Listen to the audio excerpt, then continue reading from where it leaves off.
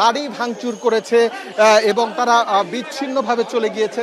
আমরা যদি একটু সামনের দিকে দেখতে চাই, পুলিশ ইতিমধ্যেই ধাওয়া করে সচিবালয়ের ভেতরে যেসব শিক্ষার্থীরা ঢুকেছিলেন তাদেরকে সচিবালয় থেকে বের করে দিয়েছেন এবং এইচএসসির এই পরীক্ষার্থীরা যে শিক্ষা উপদেষ্টা এবং স্বরাষ্ট্র উপদেষ্টার পদত্যাগের দাবিতে যেই আন্দোলন করেছিলেন, আমরা এখানে দেখতে পাচ্ছি যুব ক্রীড়া মন্ত্রণালয়ে একটি গাড়ি ভাঙচুর করা হয়েছে, এছাড়া পুলিশের একটি গাড়ি ভাঙা হয়েছে এবং আরও বেশ কয়েকটি দফতরের বেশ কয়েকজন কর্মকর্তা কর্মচারীর গাড়ি এখানে ভাঙচুর করা হচ্ছে। আমরা দেখতে পাচ্ছি ইতিমধ্যেই যেই গাড়িগুলো ভেঙে খুব দ্রুত সময়ের মধ্যে ভাঙচুর করে বের করে দেওয়া হয়েছে। আমরা দেখতে পাচ্ছি স্বরাষ্ট্র মন্ত্রণালয়েরও একটি গাড়ি ভাঙচুর করা হয়েছে, জননিরাপত্তার একটি গাড়ি ভাঙচুর করা হয়েছে। সবকিছু মিলিয়ে কিন্তু ভেতরে শিক্ষার্থীরা তাণ্ডব চালিয়েছে।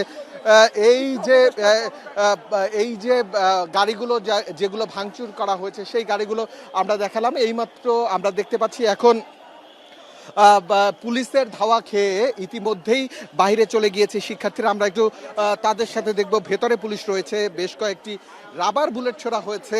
এছাড়া এখানে আমরা দেখতে পাচ্ছি পুলিশের পাশাপাশি বাংলাদেশ সেনাবাহিনী এবং বিপিএন থেকে শুরু করে আরও বেশ একজনকে গ্রেফতার করা হয়েছে এমনটা আমরা দেখতে পাচ্ছি। সচিবালয়ের ভেতর থেকে একজনকে আহত অবস্থায় নিয়ে যাওয়া হচ্ছে এমন একটা দেখতে পাচ্ছি। 3 জনকে ইতিমধ্যেই আটকের যে বিষয়টি আমরা দেখতে পাচ্ছি। আমরা একটু তাদেরকে দেখতে চাই যে তাদের কোথায় নিয়ে যাওয়া হচ্ছে। তাদেরকে পেছনে নিয়ে যাওয়া হচ্ছে আর্মি সহায়তা এবং হয়তো পেছনের গেট থেকে তাদেরকে বের করে দেওয়া হতে পারে অথবা তাদেরকে আটকও করা হতে পারে। আমরা বেশ কিছু শিক্ষার্থীকে দেখেছি তারা আহত হয়েছে। ডিজাইন, এলিগেন্স, বিউটি, সেরা পণ্য সবার জন্য জেভিকো।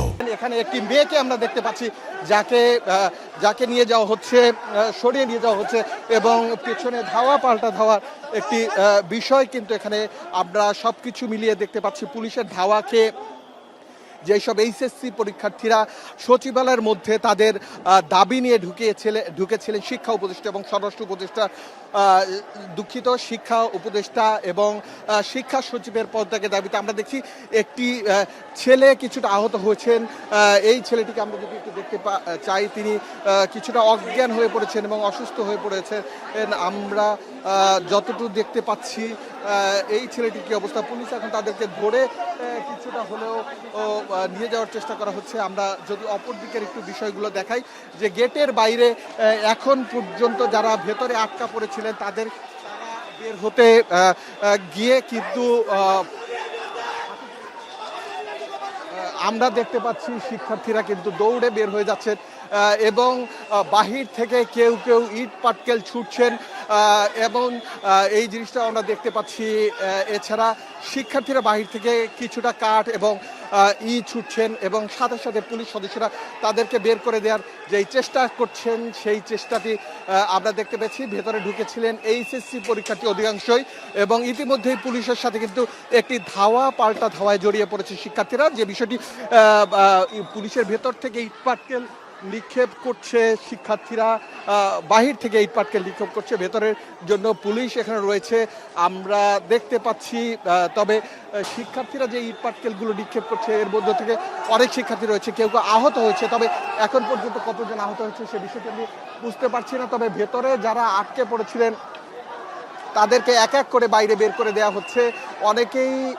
অনেক শিক্ষার্থী কিছুটা হলেও আহত হয়েছেন এবং তাদেরকে এই মুহূর্তে বাইরে বের করে দেওয়া হচ্ছে। আমরা পুলিশকে দেখছি নিরাপদ দূরত্বে তারা শিক্ষার্থীদের একটা সুযোগ করে দিচ্ছেন বাইরে বের করে দেওয়ার মতো। আমরা কয়েকজন মেয়ে শিক্ষার্থীকেও দেখেছি। এই মেয়ে শিক্ষার্থীর মাথায় আঘাত পেয়েছেন কিনা এমনটা আমরা নিশ্চিত করে বলতে পারবো না কোনো কিছুই।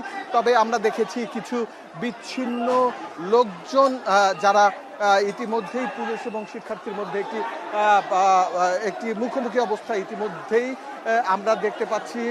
শিক্ষার্থীদের একজন শিক্ষার্থীকে আমরা দেখছি তাকে কোলে করে নিয়ে যাওয়া হয়েছে। কিছুটা বিক্ষুব্ধ দেখছি শিক্ষার্থীদের যারা ধাওয়া